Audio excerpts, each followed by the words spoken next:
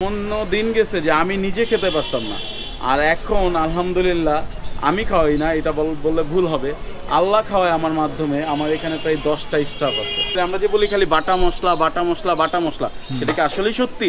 এই দেখেন আপনার চোখের সামনে লাইভ বাটা মশলা।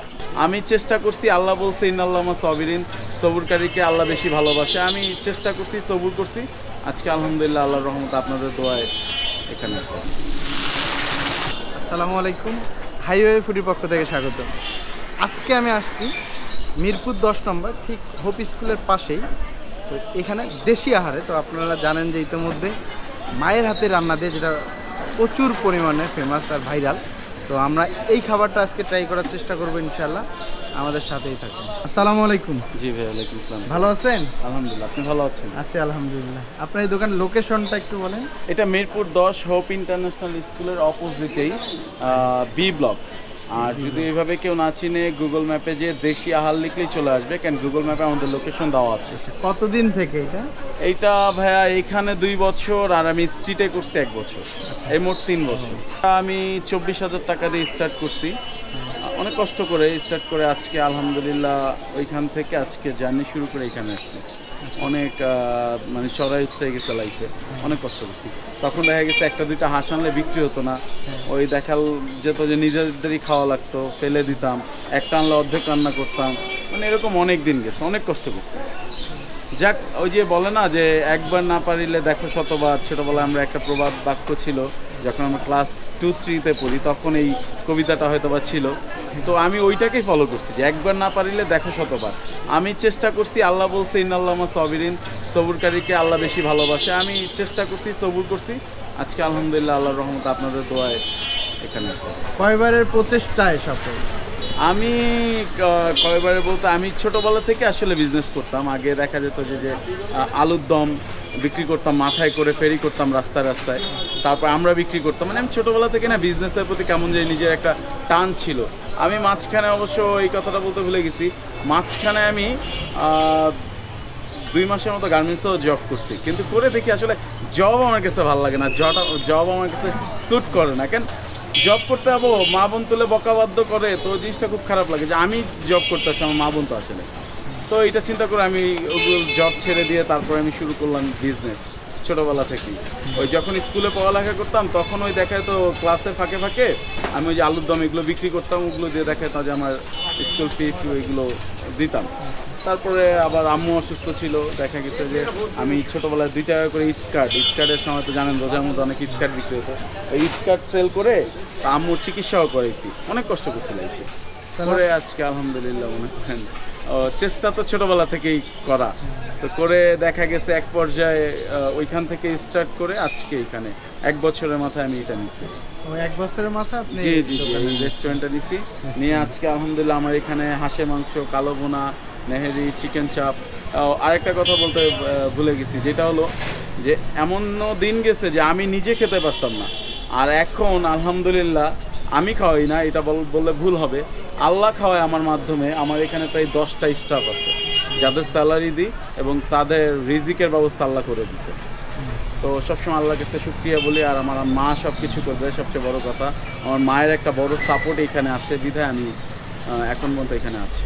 প্রতিটা রান্নায় আপনার মা? প্রতিটা রান্না আমার মা করে দেয়। এই যে পিঠাটাও আমার আম্মাই আমাকে শিখাই দিচ্ছে, আমি এখান থেকে মনে করেন যে রেডি করে আপনাদের খাওয়াচ্ছি।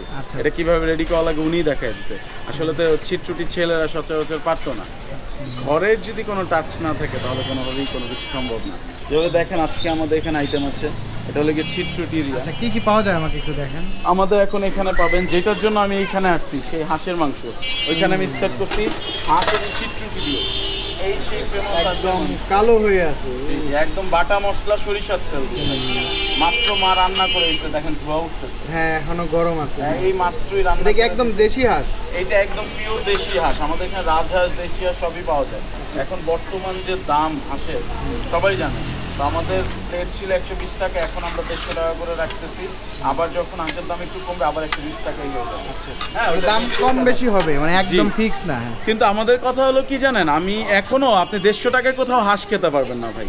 যেখানে খেতে আমার সর্বনিম্ন 250 টাকা লাগে, কিন্তু আমার কাছে সর্বোচ্চ 150 টাকা।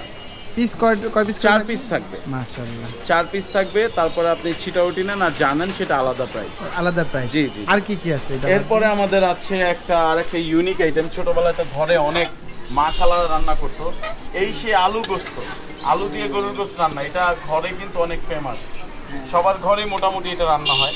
এটা আমার মা রান্না করে, এটা অনেক মজাদার একটা খাবার। আপনি অবশ্যই এটা খেলে বলবেন, আমি আসলে কিছু বলবো না। এইটা হলো গিয়ে নলি, এটা নলি, এটাও আমরা এটার সাথে দিয়ে দিচ্ছি। কত করে? এইটা 150 টাকা প্লেট। আপনি যদি নলি নেন, নলিও আমি 150 টাকা রাখবো। এটার সাথে 1 টুকরা গরু গোস্ত যাবে আর 1 টুকরা আলু যাবে, 150 টাকা। হ্যাঁ। আর মাংস কয় পিস যায়? মাংস আপনার নিলে 4 টুকরা মাংস যাবে, 1 টুকরা হাড্ডি যাবে, 1 পিস আলু যাবে। সাইজটাও কিন্তু বড় বড়, ওই যে ছোট না।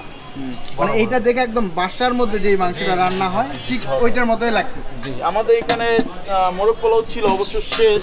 একটাই রোস্ট আছে, এটাও আমাদের ঘরোয়া রোস্ট। তো অনেক জায়গায় খেয়েছেন শুধু পেঁয়াজ আর পেঁয়াজ, এরকম মশলা দিয়ে কেউ রোস্ট করে না, একমাত্র ঘরে ছাড়া। হ্যাঁ, এটা হলো কি আমাদের সেই রোস্ট। আর এটা হলো কি আমাদের সাদা পোলাও। কত করে? এইটা হলো কি আমাদের সাদা পোলাও দিয়ে 150 টাকা প্যাকেজ। এই যে সাদা পোলাওটা, এটাও আমাদের খুবই ভালো মানের চাল, যেটা মুজাম্মেলের, অরিজিনাল মুজাম্মেলের পোলাও চাল। এটার সেন্ট, স্মেল এবং ঘরোয়া, স্মেলটা খুব ভালো আছে, খুব স্ট্রং এবং ঘরোয়া টেস্ট। এইটা দিয়ে আমরা বিক্রি করি 150 টাকা প্লেট। আপনি অনেক জায়গায় রাইস পোলাও খেয়েছেন, ইনশাল্লাহ আশা করি আমার এখানে খেলে বলবেন যে কি খেয়েছেন। এটার সাথে আপনি আলু গোস্ত নিতে পারবেন, রাইসটা আমাদের অ্যাভেলেবেল। জি জি। এরপরে আসেন, ওইখানে তো দেখলেন আলু দিয়ে গোস্ত। এবার এখানে আমরা একটু ভিন্ন টাইপ কিছু দেখি, যেটা হলো কি বিফ কালো ভুনা। এটাও বাটা মশলা দিয়ে করা। কালো ভুনা? হ্যাঁ, বাটা মশলা। আমরা আসলে যে জিনিসটা কালো ভুনা তো জানি, এত কিন্তু ঝোল থাকে। এইবার এইটাই আমি বলতে চাচ্ছি যে আপনি তো অনেক জায়গায় কালো ভুনা খেয়েছেন যেখানে ড্রাই থাকে এবং একটু শুকনা থাকে। হ্যাঁ, আর আমাদের এইটা হলো গিয়ে কি বাটা মশলা দিয়ে করা। আর আপনি তো ভাই আমার এখানে পিঠা পরোটা দিয়ে খাবেন, ভাত দিয়ে খেলেও এইটার ঝোলটা দরকার আছে। কালো ভুনা তো ওইটা আপনার ভাজা ভাজা হয়ে যায়, এটা তো কোনো ঝোল নাই, জাস্ট শুকনা ওইটা খাবেন। তো শুকনা গোস খেলে কাবাব খান, কাবাব আর কালো ভুনার মধ্যে তাহলে তো কোনো পার্থক্য হলো না। তো এর জন্য আমি একটু ব্যতিক্রম কালো ভুনা করি, যেটাতে এটা কি নলি? এখানে এটাও নলি আছে। কত করে এটা? হ্যাঁ, এটাও 150 টাকা। আমাদের এই এত বড় সাইজের চিকেন চাপ আমি অল ঢাকা সিটি বলি, অল ঢাকা সিটি বলি, যারা কেউ দিতে পারবে না আমি দিচ্ছি 130 টাকা। 130 টাকা একটা মুরগি 4 পিস করা।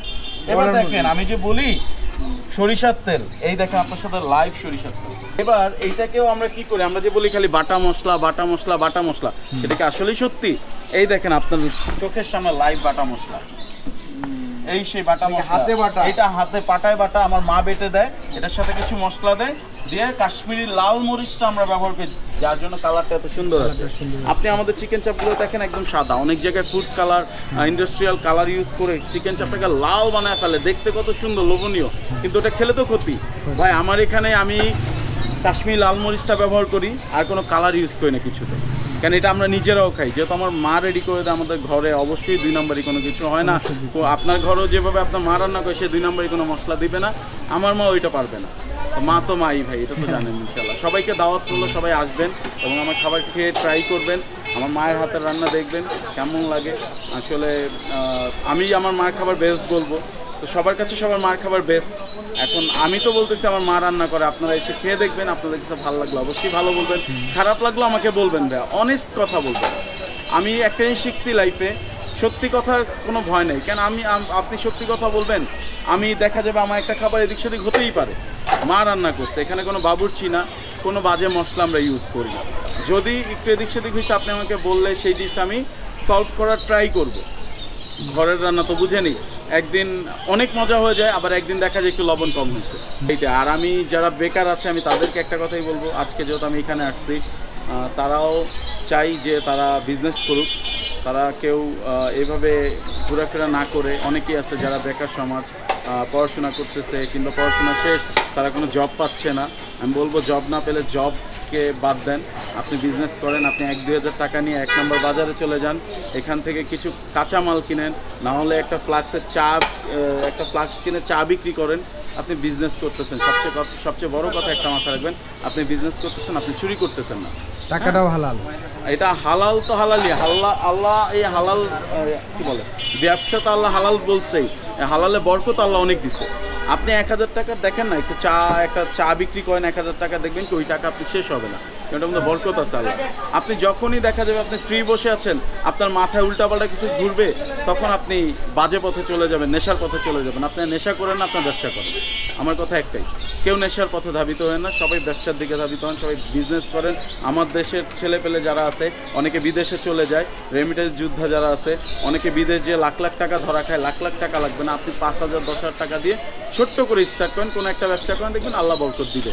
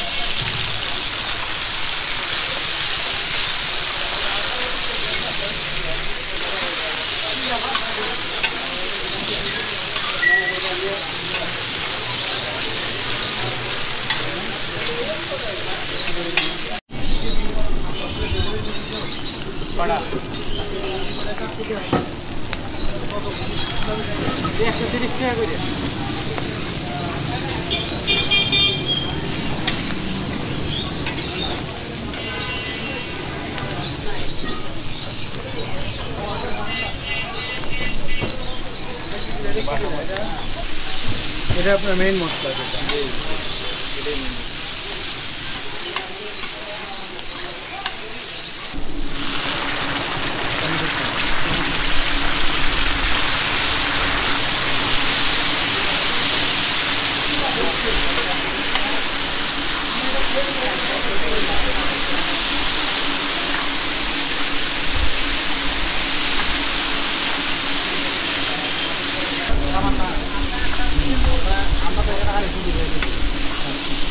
আর যা হয় সব ভিতর থেকে হয়ে যায়। এটা কলিজা বোনা, এটাও সরিষার তেল। এটা কয় পিস করে থাকবে? এটা পিস না, এটা একটা প্লেটে দেখা যায় 7-8 পিস যাই উঠে, এটাও 150 টাকা প্লেট। 150 টাকা। এইটা হলে কি আমার, এই দেখেন স্মেলটা দেখেন, একটু অস্থির জিনিস ভাই। এইটা হলে কি 200 টাকা পিস। 200 টাকা পিস? হ্যাঁ। আইস কিন্তু মোটামুটি বড়। হ্যাঁ, এটা হলে কি আমাদের নলি নেহারি, এটাও মা রেডি করেছে অনেক করার পর। স্মেলটা দেখছেন? হ্যাঁ, স্মেলটা একটু স্ট্রং পাওয়া যায়। আমরা একদম গ্রেভির ঘনটা দেখেন। আমরা যে ঘরে কোরবানিতে যে নেহারিটা খাই, সেম। এটা কত পিস? 200 টাকা। এটা 200 টাকা।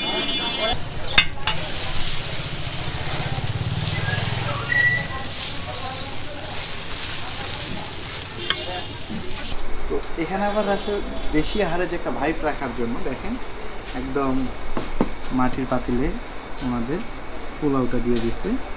তো আমরা একটু একটা একটা করে টেস্ট করার চেষ্টা করি। যেখানে দেখেন হাঁসের মাংস, এর সাথে পরোটা নিছি আমরা। হাঁসের মাংস হলো 150 টাকা, পরোটার পিস 10 টাকা। এটা চিকেন চাপ, জাস্ট চাপটা দেখেন, এটাতে জায়গা দিচ্ছে না, ভরে যাচ্ছে, বেশি হয়ে যাচ্ছে। দেখেন, হ্যাঁ, এটার দাম 130 টাকা, আর হলো পরোটা 10 টাকা। এটা হলো গরুর মাংস আলু গোছ, যেটা এটার সাথে চিটা রুটি আছে, চিটা রুটি 2 পিস নিছি, 1 পিসের দাম 10 টাকা, আর আলু গোছের দাম 150 টাকা। 4 পিস মাংস থাকবে, সলিড মাংস, 1 পিস হাড় থাকবে, 1 পিস আলু থাকবে। এটাই হলো আমাদের পোলাও যেটা, আর এর সাথে কলিজা দেওয়া আছে। তো আমরা একটু শুরু করে দিই এটা থেকে। হ্যাঁ, পোলাওটা দেখেন একটু তেল তেলই আছে, তার সাথে কলিজা। হ্যাঁ, একটু শুরু করি। বিসমিল্লাহ। পোলাওটা মুখে দেওয়ার সাথে সাথে একটা স্ট্রং একটা ফ্লেভার আসছে পোলাওয়ের, মুখে দেওয়ার সাথে এটার স্মেলটা পাওয়া যাচ্ছে। মানে আপনার যদি একটু অরসি ধরে যায়, এটা যে স্মেল আছে এটাতে মনে হবে আরেকটু হয় একটা অবস্থা। আর হলো কলিজার সাইজটা একটু ছোট ছোট।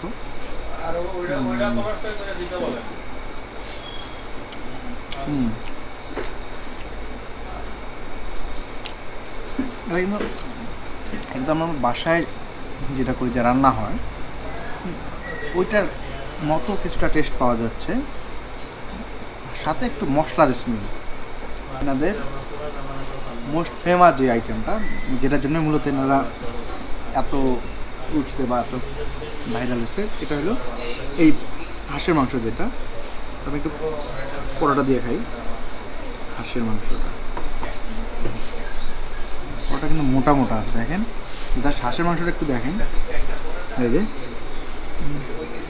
হাঁসের মাংস দেন, এখনও কিন্তু হালকা গরম আছে। আর দেশি হাঁসের মাংস তো এই জন্য ছোটো ছোটো, একদম লেগে লেগে আছে।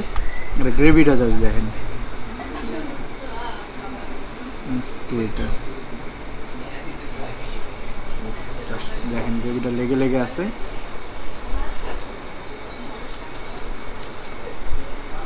মুখে দেওয়ার সাথে মশলার একটা স্ট্রং একটা ফ্লেভার লাগতেছে। আর পাটা মশলা তো ওই বোঝা যাচ্ছে না যে কোন মশলার ফ্লেভারটা তো প্রায় স্ট্রংভাবে লাগতেছে। হাঁসের মাংসটা দেখেন,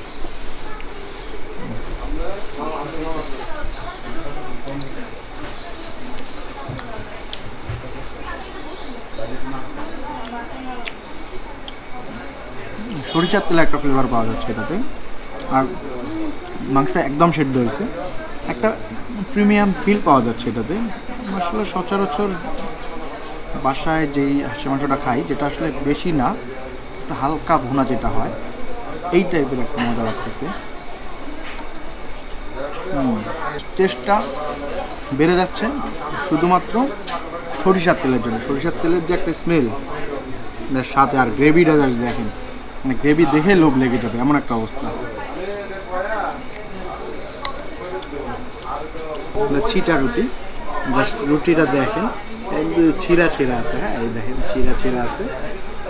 এইটা একটু খাই। এইটার সাথে আমি যে আলু গোস্ত একটু ট্রাই করার চেষ্টা করব। তবে এনাদের সব গ্রেভিগুলো কিন্তু খুব ভালো হয়েছে, একদম থিকনেসটা অনেক ভালো এইটার।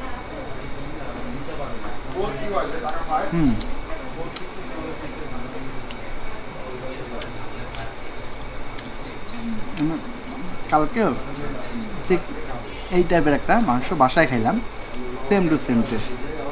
বাসায় রান্না করলে যে একটা ফিল পাওয়া যায়, গ্রেভিটাতে ওইটাই পাওয়া যাচ্ছে। যা দেখেন মাংসগুলা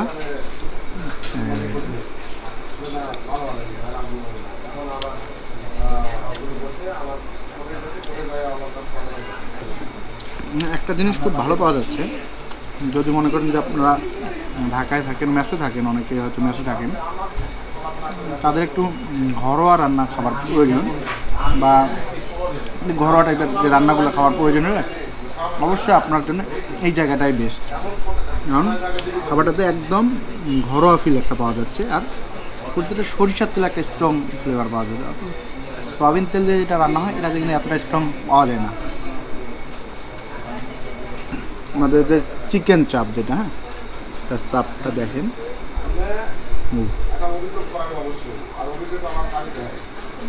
একটু গ্রেভিগুলো লেগে আছে। তবে এটা কিন্তু দেখেও কিন্তু একটা লোভনীয় জিনিস, দেখেন কিন্তু একটা লোভনীয় জিনিস, হেভি অস্থির লোভনীয় জিনিস। এইটা একটু খাই।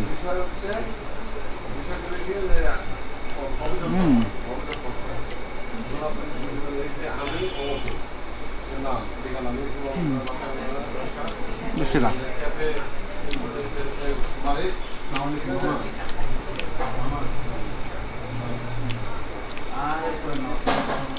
এগুলোতে পাওয়ার একটা ঘরোয়া ফিলতে একটু ডিফারেন্ট ফিল নেওয়ার জন্য এই খাবারটা বেস্ট। ওটার থেকে এটা আলাদা, এটা একটু মজা লাগতেছে, মশলাদার।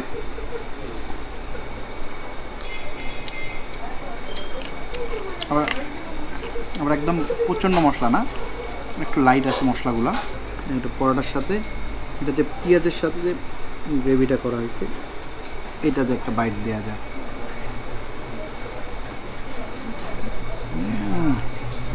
আমি জানি না সবগুলোতে সেম মশলা ব্যবহার করছি কিনা, সবগুলো টেস্ট ডিফারেন্ট। এটা আমার কাছে অনেক ভালো লাগছে। এটা একদম ঘরোয়াভাবে, আর এটা একটু মশলাদার। তো আজকে তাহলে এই পর্যন্ত, আবার দেখা হবে অন্য কোথাও।